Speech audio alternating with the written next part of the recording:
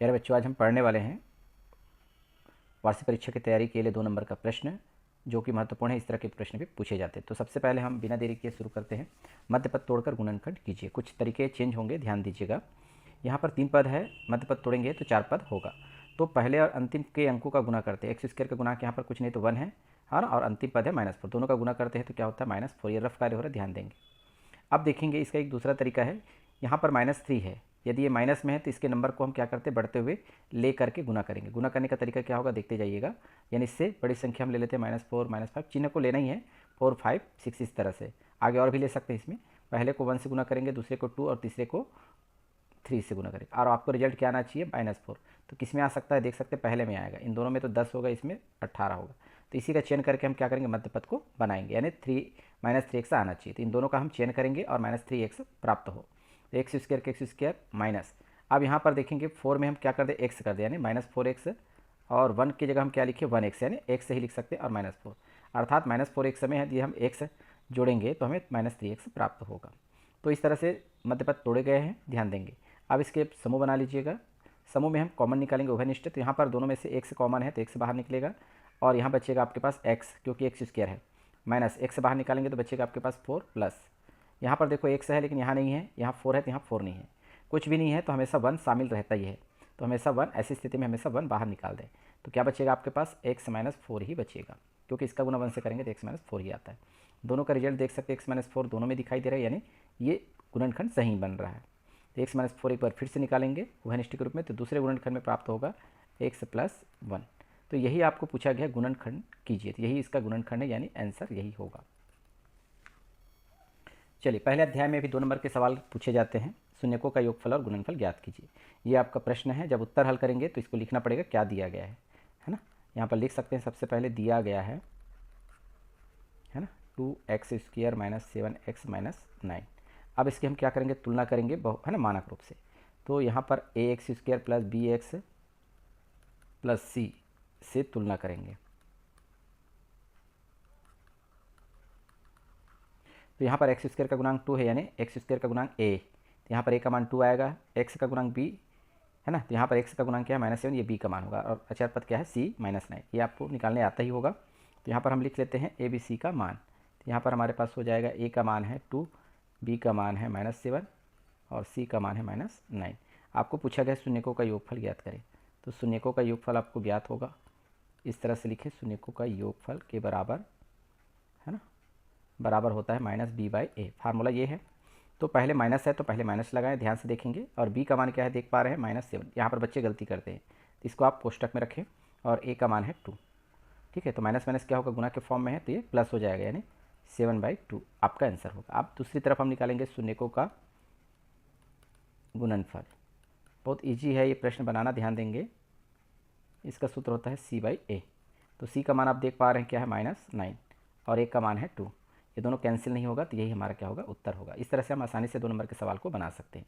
आपको केवल फार्मूला याद होना चाहिए, तरीके मालूम होना चाहिए, तो सवाल बन जाएगा।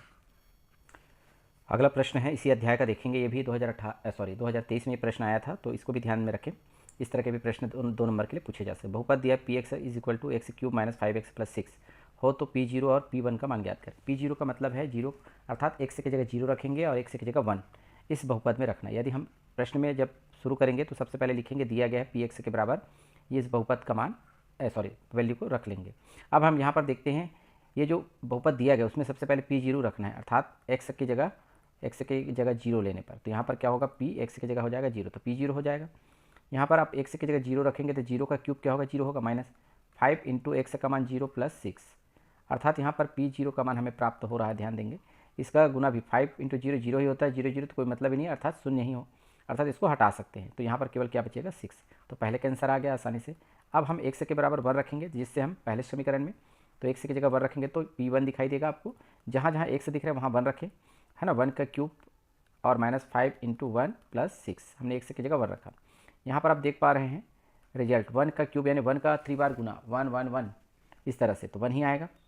5 × 1 गुना करेंगे तो 5 होगा, और +6। अब देखो प्लस कौन सा है, +6 और +1, यानी हम दोनों को ऐड कर सकते हैं, जोड़ेंगे तो 7 होगा, -5। इस तरह से 7 - 5 2, ये किसका मान है, p1 का मान है। इस तरह से आप आसानी से क्वेश्चन को हल कर सकते हैं। अगला प्रश्न हम देखते हैं। यहाँ पर दिया हुआ है कि x-1 पी एक्स का गुणनखंड है तो k का मान ज्ञात कीजिए। तो सबसे पहले आप लिखेंगे दिया गया है x-1 पी एक्स का गुणनखंड है, ठीक है। अर्थात x-1 क्या है, भाजक है, और ये क्या है, पी एक्स जो दिया गया है जिसका गुणनखंड है वो भाज्य है, ठीक है। तो ये जो भाजक है इसको हम शून्य के बराबर मानेंगे। तो यहाँ पर हम लिखेंगे x-1 इज इक्वल टू 0, अर्थात हमें x का मान प्राप्त होगा 1 का पक्षांतर करने पर, है ना, -1 है तो +1, तो x का मान आ गया हमारे पास 1। अब इसमें हम क्या करेंगे, इसका गुणनखंड होना चाहिए, इसके लिए हम क्या करेंगे, पी एक्स को भी 0 के बराबर मानेंगे। तो इस तरह से हम k का मान प्राप्त कर पाएंगे, पी एक्स बराबर 0, इसलिए यहाँ पर।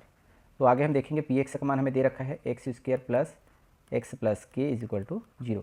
अब आप देखेंगे x का मान 1, तो यहाँ पर x है वहाँ पर 1 रखें, 1 का स्क्वायर प्लस यहाँ पर भी देखिए x का मान 1 प्लस के इज इक्वल टू 0। ध्यान से देखें तो 1 का स्क्वायर तो 1 ही होता है, और +1 प्लस के इक्वल 0। अब 1 और 1 जुड़ जाएंगे, तो यहाँ पर होगा 1 1 2 प्लस के इज इक्वल टू 0।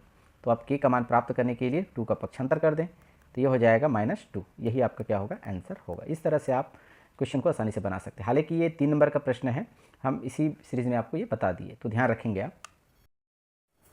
नेक्स्ट प्रश्न है हमारा, ये 3 नंबर के लिए पूछे जाते हैं एग्जाम में, ये भी महत्वपूर्ण है, इस टाइप के भी क्वेश्चन परीक्षा में आते हैं।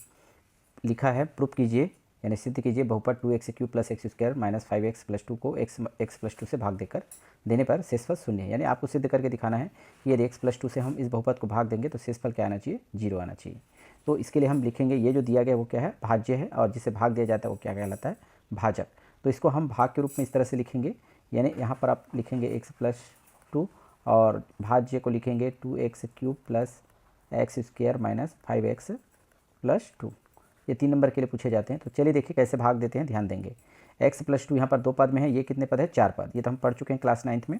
तो इसका पहला पद और इसका पहला पद, क्योंकि इसको विलोपित करते जाना है तो पहला पद क्या है, 2x³ बनाना पड़ेगा। तो इसके लिए एक तरीका होता है, हम रफ कार्य यहाँ पर करेंगे तो आपको क्लियर समझ में आएगा। तो देखते जाइए, पहला रफ कार्य हम ऊपर है ना करने वाले हैं। यहाँ पर है पहला पद है 2x³ और इसको हम x से भाग देंगे, ठीक है। x से भाग देंगे तो यहाँ पर क्या बचेगा, एक x कट जाएगा तो बचेगा आपके पास 2x²। इसको भाजक के मान से गुना करेंगे, भाजक क्या है, x प्लस 2 पूर्ण रूप से, इसके साथ गुना करेंगे तो क्या होगा 2x³ प्लस 2